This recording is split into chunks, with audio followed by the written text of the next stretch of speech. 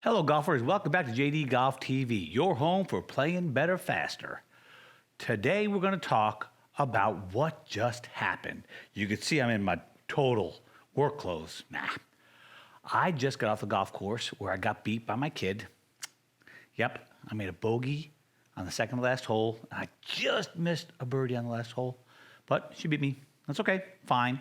I can handle it. But what we're going to talk about is what actually happened and how this applies to your practice. So let's get after it.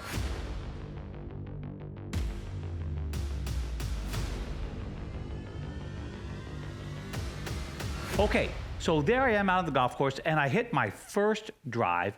Yes, we actually warmed up a little bit. I hit about 4 or 5 shots, and then we went to the first tee just to get out there in front of folks. No problem. Not a problem at all. I hit my first drive, and I hit it solid, and I hit it just a little right. It bounced, rolled, I would say, about maybe 7-8 yards off of the right edge of the fairway. Here's what happened. I've got this big tree overhanging, and I'm looking at this shot, go, ooh, I wish I had prepped this up. Hopefully you'll recall what I said about golf. Ben Hogan said, there's not enough time in the day to practice all the shots you need for a round of golf, and that is absolutely true. So here I am looking at this shot, and I go, okay, all right, I got this. I'm just going to have to little baby punchy, right? And I want to land it right about there. And I had a good picture in my head. I was going to hit it seriously low. So I had myself all set. When I hit it low, I don't move the ball back in my stance, because what happens to me then is sometimes I'll get it low on the face, and I actually hit golf balls that are right in the middle, but a little low in the face, and barely get airborne. Going up a hill, looks like a top shot. So what I do is I kind of lean into it a little bit like this, handle forward, and I'm going to take this easy. I don't want to hit it harder. The harder I hit this little punch shot, the more it's going to project upward just from the reaction off of the face. So I've got a low lofted club. This is a little 7-iron. And I'm just going to hit this little saucy punch like this. Hopefully you can see just how soft I hit that golf ball. Now, I just hit my 7-iron, let's see, 28 feet off of the ground at the total height. That would have gone under that tree. I hit it 104 yards in the air. And now on TrackMan, the prediction there is that it would go about 130. Okay? Well, that all depends. You can't really trust that number because that depends on the grass. So what happened to me, because I wasn't prepared, because I have not hit this shot in practice. So all I've been doing is practicing the full swing. Oh, remember what I said? Remember what Ben Hogan said? Very first hole, I had a full swing, and then I had a somewhere made up in between swing on the very first hole. I hit it about 25 yards in the air too far, and it rolled to a short-sided, long left miss. Super downhill, no chance on earth of making the putt. There's no way to get it close at all from where I was. Well, I didn't execute the shot. I know how to hit it, but I wasn't prepared. I haven't prepped it. I haven't repped it the way Tiger Woods would say in practice. So there's the first hole. Now, the very second hole, well, I guess we can go back to the first hole. So on that first hole, I had this short-sided shot, and I hit it just fine, and it hit, and just like it was going to do, see you later. It was like 20 feet past. There was no way of keeping it on there. So that's the end of the hole, okay? Putter was fine. Now, the next hole, off the tee, I split the middle of the fairway. And now so I'm in the middle of the fairway. Boy, looking good. Now I've got an uphill lie, significant uphill, but I only have a wedge in hand. I'm looking at the shot going, oh my goodness. It's right in the danger zone kind of for a wedge. Well, it's not full. I cannot hit a full lob wedge that far. It's going to be what I call the lowest range of the next wedge. So in my bag, I have got now a 58 and a 53. So I took out my 53, and I've got to hit this golf ball. Now it's going uphill.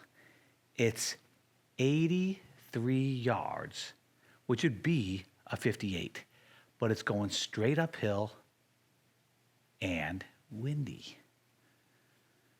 So now I'm doing all my calculations,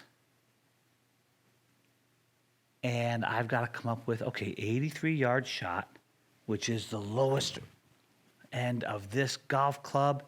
And now it's kind of interesting because I'm kind of a pro, supposed to be a pro anyways. And I'm like, oh my gosh, here's 2 holes, 2 shots in a row that I have not prepared, because all I've done is either practice my turning drill or practice my full swing shots. And yep, I've hit 2 full swings off the tee and a total of 0 full swings off the approach shot. Interesting. All right, I get up there, I go, okay, jeepers creepers. 85, let's gonna play this ball. We're gonna play this about 92 yards. All right, let's see. 92 yards. To be quite honest, I'm not even that sure how to hit it. We're gonna go for 92. Let's see what you got.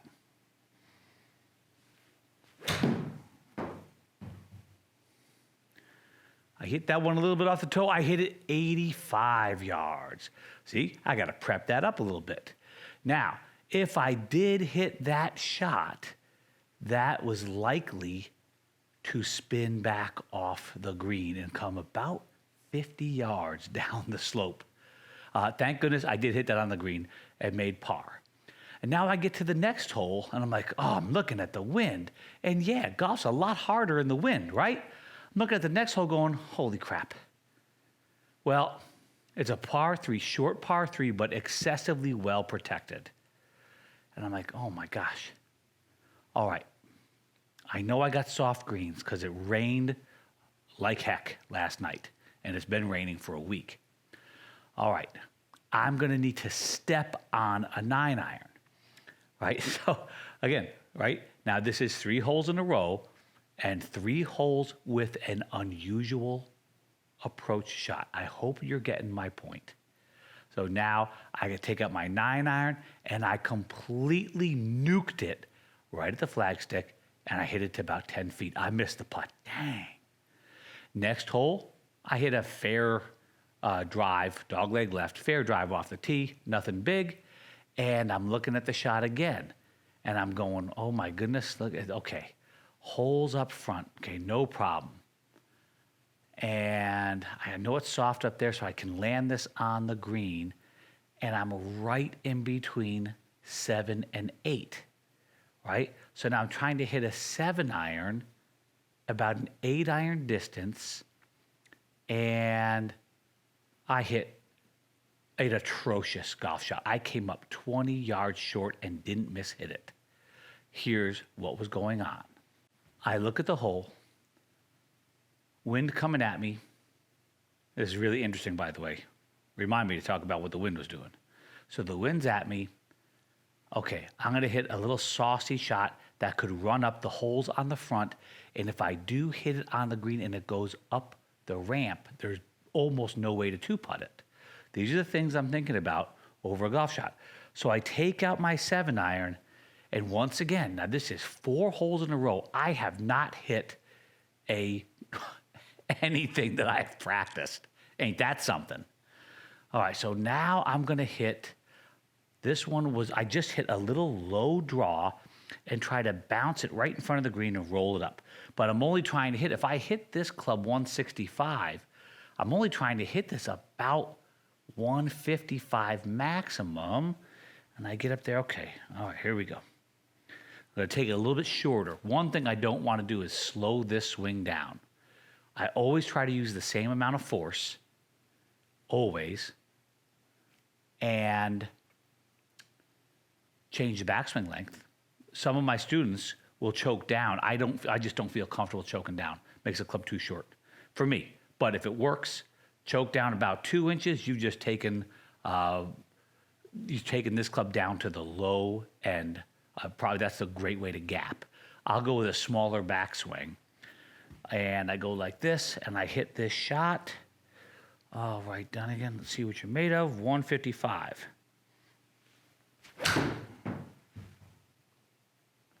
I hit that shot like that, and I hit it, oh my God. I hit it 125. And this is what happened. I knew there was wind in the face, but it felt like only a little.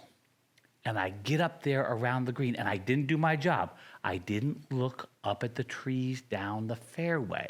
Turns out on this hole, jeepers creepers, I'm blocked by the trees from feeling the wind accurately. But if I look way down at the top of the trees by the green, which I failed to do, sometimes you got to be a better caddy to yourself, I would have seen that it was howling.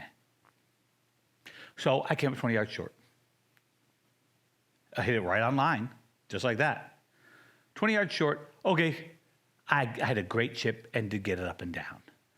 Okay, finally, the next hole, I got a full swing.